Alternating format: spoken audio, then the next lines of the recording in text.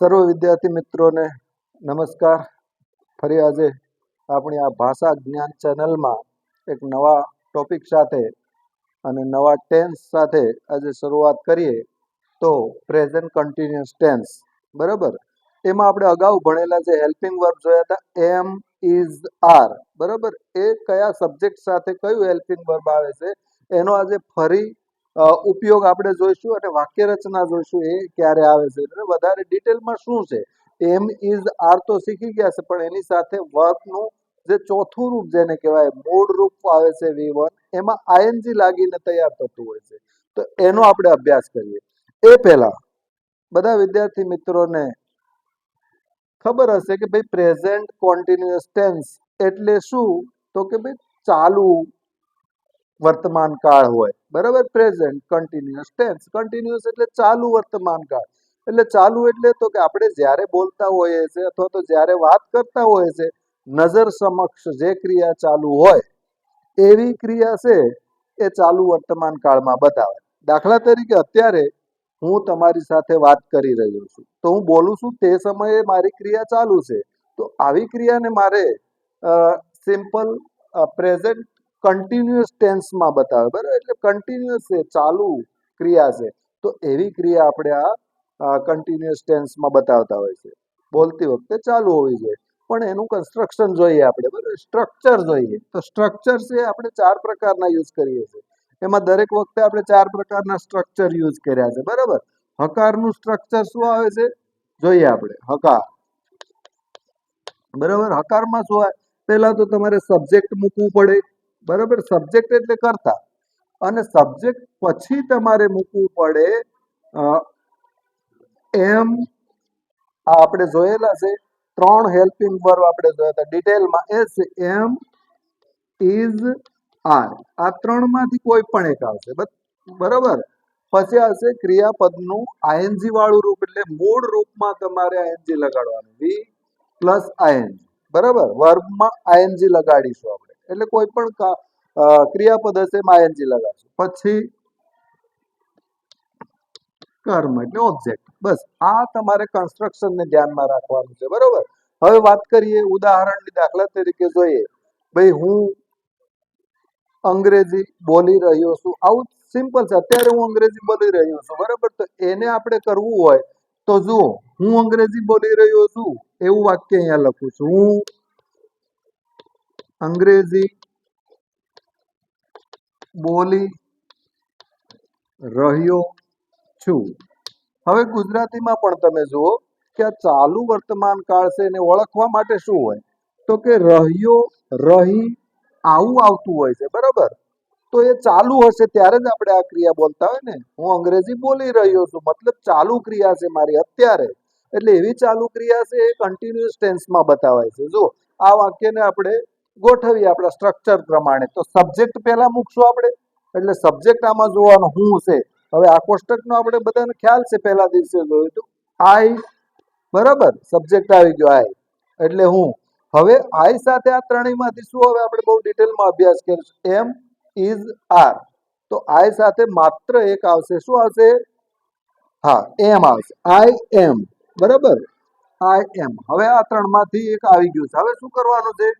ક્રિયાપદ જોવાનું છે. ક્રિયાપદ શું છે અહીંયા? બોલવાની ક્રિયા છે, બરાબર. તો બોલવાની ઇંગ્લિશમાં સ્પીક કહેશું, એટલે સ્પીક મૂકી દઈએ પહેલા આપણે, બરાબર. આઈ એમ સ્પીક. હવે શું છે? સ્પીક લખ્યું છે એ વર્બ છે, પછી એમાં આઈએનજી આપણે મૂકવું પડશે, એટલે સ્પીકિંગ થશે. I am speaking. રેડી? આવી રીતના વાક્ય બની ગયું.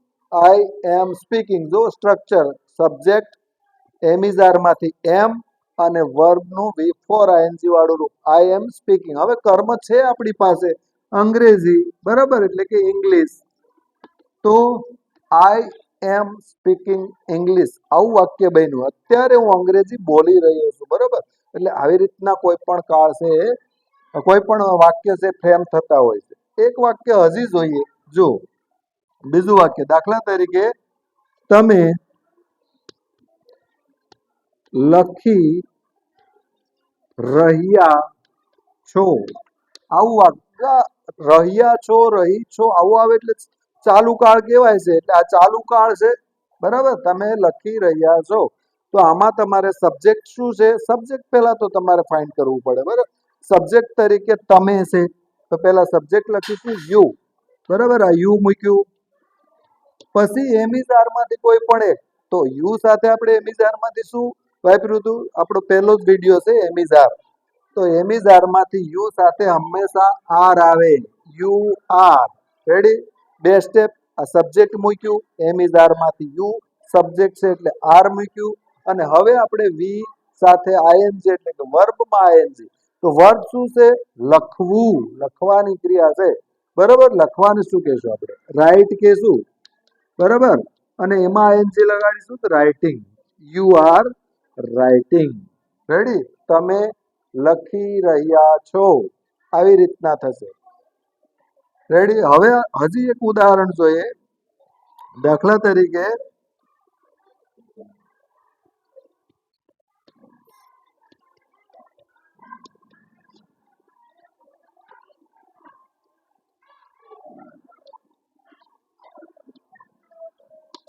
મારો ભાઈ અહીં આવી રહ્યો છે.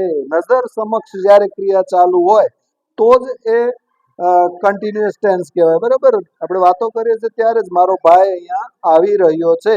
આને આપણે અંગ્રેજીમાં કન્વર્ટ કરવું હોય તો આ સૂત્ર છે. બરાબર, સબ્જેક્ટને પહેલા ફાઇન્ડ કરો. સબ્જેક્ટ કોણ છે? મારો ભાઈ. મૂકો અહીંયા my brother. Ready? My brother. હવે એમ ઇઝ આર ત્રણેયમાંથી એક લેવાનું છે. એટલે આ ત્રીજો પુરુષ એક વચન છે. આપણે શીખ્યા ત્રીજા પુરુષ એક વચનમાં શું આવે? ઇઝ. હા, રેડી. તો my brother is. Ready? My brother is. પછી હવે શું મૂકવાનું છે? આઈએનજી વાળું રૂપ. કોનું? ક્રિયાપદનું. તો ક્રિયાપદ શું છે? આવવું. આવવાની ક્રિયા છે એને કમ કહેવાય. તો કમમાં આપણે આઈએનજી મૂકવું પડે એટલે કમિંગ થઈ જશે. My brother is coming. Ready? મારો ભાઈ આવી રહ્યો છે. આવી રીતના વાક્ય ફ્રેમ થતા હોય છે. હવે જુઓ, આને આ જ વાક્ય છે, એને આપણે નેગેટિવ કરવું હશે, નકાર વાક્ય, તો શું થશે? નકાર વાક્યમાં કાંઈ નહીં. તમારે સબ્જેક્ટ છે, એમિઝાર છે, પછી ત્રીજા નંબરે નોટ મૂકવું પડે. બરાબર ને? ત્રીજા નંબરે, આ પહેલો નંબર છે, આ બીજો, પછી ત્રીજા નંબરે નોટ મૂકો એટલે નકાર બની જતો. આને જ આપણે નકાર કરીએ. જો નકારનું સ્ટ્રક્ચર બનાવવું હોય તો આવી રીતના બનાવી શકાય. બરાબર,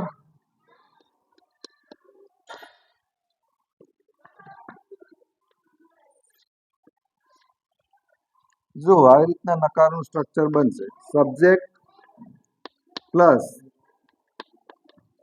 એમ ઇઝ આર પ્લસ નોટ.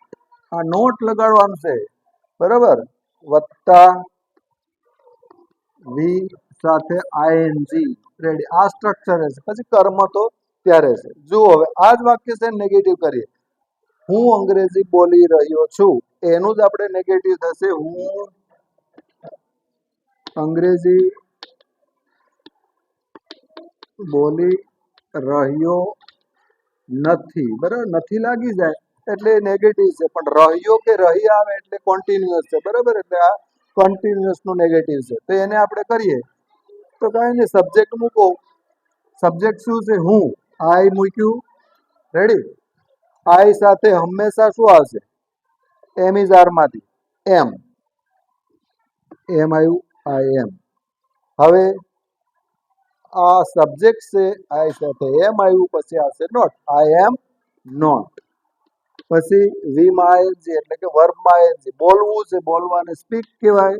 અને એમાં જ આપણે આઈએનજી લગાડી દઈએ કે સ્પીકિંગ બની જશે. આઈ એમ નોટ સ્પીકિંગ. ઓબ્જેક્ટ પણ આપેલું છે. શું છે? ઇંગ્લિશ. રેડી?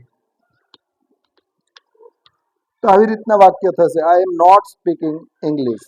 આ એક વાક્ય આપણે જોયું. હવે આને એ રીતે તમે જુઓ. જો યુ આર રાઇટિંગ એટલે તમે લખી રહ્યા છો એવું થાય. પણ એનું નેગેટિવ કરવું હોય તો તમે લખી રહ્યા નથી. તો શું થશે? હા, બોલો. યુ આર ત્રીજા સ્થાને નોટ મૂકવાનું છે. You are not writing. થઈ ગયું? તમે લખી રહ્યા નથી. આ ત્રીજા સ્થાને નોટ મૂક્યું. હવે મારો ભાઈ અહીં આવી રહ્યો છે હાહાકાર છે એનું નકાર બનાવી મારો ભાઈ અહીંયા આવી રહ્યો નથી. જો ગુજરાતીમાં નથી છેલ્લે જાય છે બધામાં, અને એ અંગ્રેજી જ્યારે થતું હોય ત્યારે એ નોટ છે ત્રીજા સ્થાને આવતું હોય. જો માય બ્રધર ઇઝ, આ પહેલું નંબર, આ બીજો નંબર, ને હવે ત્રીજા નંબરે નોટ મૂકશું. My brother is not coming. Ready? આવી રીતના થતા હોય છે નકારના વાક્ય. તમને બે વાક્ય આપું છું, એ વાક્યનો જવાબ તમારે મને કહેવાનો છે, બરાબર? અથવા તો એનું અંગ્રેજી કહેવાનું છે. બે જ વાક્ય આપું છું. આપણે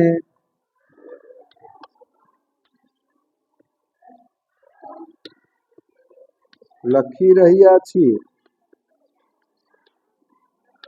બરાબર? આ વાક્ય છે, આનું ઇંગ્લિશ શું થાય એ તમારે લખવાનું, બરાબર? Thank you.